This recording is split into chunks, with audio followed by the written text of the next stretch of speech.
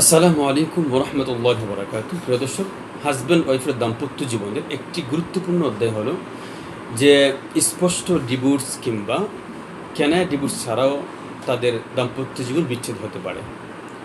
সেটি হলো ফাসকো, সেটি হলো লিআন, সেটি হলো মাফকুদ, সেটি হলো খোলা। এই চারটা জিনিসের মাধ্যমেও স্বামী স্ত্রীর সম্পর্কে বিচ্ছেদ হয়ে যায়। তো এর মধ্যে একটি হলো লিআন। লিআন হলো যদি কোনো স্বামী তার স্ত্রীর উপর এই অভিযোগ করে যে সে জিনা করেছে অথবা তার পেটে যে সন্তান রয়েছে সে সন্তান তার নয়, সাক্ষী প্রমাণ ছাড়া যদি কোনো হাজব্যান্ড এই অভিযোগ করে, তাহলে বিচারকের কাছে সে 4বার সে আল্লাহ তাআলার শপথ খাবে এবং 5বার বলবে যে তার উপরে অভিশাপ হবে। ঠিক আছে? তো এই প্রক্রিয়াকে বলা হয় লিআন, অর্থাৎ স্বামী স্ত্রী উভয় লিআন করবে। তো এই লিআন যখন সম্পূর্ণ হয়ে যাবে তখন ইসলামী আইনে তাদের সম্পর্ক বিচ্ছেদ হয়ে যায়, তারা ইচ্ছা করলে আর ফিরে আসতে পারে না। এই হলো একটি বিষয়। আরেকটি হলো ফাসকো। ফাসকো হলো যে স্বামী স্ত্রীর শরিয়া মানদণ্ডে এমন কোনো বিষয় একটি হলো যেই বিষয়ের দ্বারা তারা আর একত্রিত থাকা সম্ভবপর হচ্ছে না। শরিয়া আইন কিছু বিষয় এমন রেখেছে যে একজন মুসলিম বিচারক এবং অভিজ্ঞ বিচারক যে স্বামী স্ত্রীর বিষয়গুলোকে, হাজব্যান্ড ওয়াইফের বিষয়গুলোকে বিবেচনায় নিয়ে এসে তাদের মধ্যে সম্পর্ক বিচ্ছেদ করে দিতে পারে। এটাকে ফাসকা বলা হয়।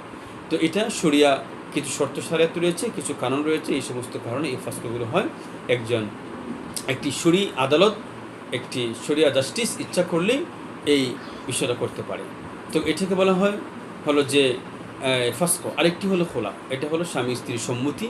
তারা উভয় সম্মতি হয়, তাহলে ওয়াইফের পক্ষ থেকে যে বিনিময়ের মাধ্যমে স্বামী স্ত্রীর মধ্যে তাদের যেই একটি চুক্তি হয় যে হাজব্যান্ড তার ওয়াইফকে বিচ্ছেদ করে দিবে, অর্থাৎ তারা আর সামনে তাদের দাম্পত্য জীবনকে আর কন্টিনিউ করবে না, এমন একটি চুক্তি যখন হয় তাকে বলা হয় খোলা। তো এই খোলার মাধ্যমে সম্পর্ক বিচ্ছেদ হয়ে যায়, আর এটাকে বলা হয় তালাকে বাইন, অর্থাৎ এই খোলাটার শেষ পরিণত হলো তালাকে বাইন। আরেকটি বিষয় হলো মাফকুদ, অর্থাৎ যদি কোনো স্বামী নিরুদ্দেশ হয়ে যায়, অর্থাৎ দেশের সকল সংবাদ মাধ্যম ব্যবহার করেও তারা কোনো সন্ধান পাওয়া যায় না, তার কোনো খোঁজ পাওয়া যায় না, তাহলে শরিয়া আইনে এটাকে একজন অভিজ্ঞ কাজী কিংবা বিচারকের মাধ্যমে এই স্ত্রীর স্বামী স্ত্রীর যে সম্পর্ক রয়েছে এটাকে বিচ্ছিন্ন করে দিয়ে তারা, অর্থাৎ এই স্ত্রী সে নতুন কোনো দাম্পত্য জীবনে সে প্রবেশ করতে পারবে। যদিও সেই মাফকুদ অর্থাৎ সে নিখোঁজ স্বামী যদি চলে আসে, তাহলে কিন্তু এই দ্বিতীয় বিবাহটি বাতিল হয়ে যাবে। তো এই ছিল আসলে স্পষ্ট ডিভোর্স এবং কেনা ছাড়াও স্বামী স্ত্রীর সম্পর্ক বিচ্ছেদ হওয়ার একটি